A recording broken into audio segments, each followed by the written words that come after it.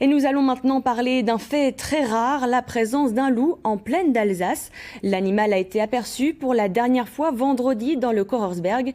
S'il attise les curiosités, les défenseurs des loups appellent cependant à ne pas le déranger. Explication de David Meneux et Philippe Desantes. C'est à la fois une bonne et une mauvaise nouvelle. La bonne, c'est que le loup survit et cherche de nouveaux territoires.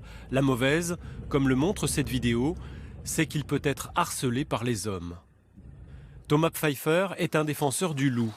Il ne cherche pas à l'approcher, son rêve serait simplement de l'apercevoir.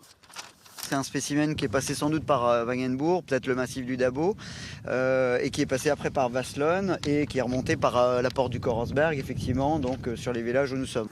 Le canidé cherche sa route dans le Kochersberg depuis une dizaine de jours. De toute évidence, il s'agit d'un individu jeune en transit. Alors ce loup, sans doute italien, il faudrait des analyses génétiques pour le confirmer, comme 99% de nos loups, va chercher à s'installer sur un territoire. Il transite par le Kochersberg, sans doute pas à l'étape finale. C'est une étape de sa vie, un transit, et il va essayer de rencontrer une femelle. C'est un jeune mâle qui a visiblement l'air bien nourri, qui a l'air de bien se débrouiller à la chasse. Il y a pas mal de gibier dans le coin, donc je ne suis pas inquiet. Des regroupements de gibier ont été observés sur certains secteurs du Kochersberg, réaction caractéristique à la présence du prédateur. Aucune attaque recensée sur des animaux domestiques. Actuellement, le risque est plutôt pour le loup lui-même.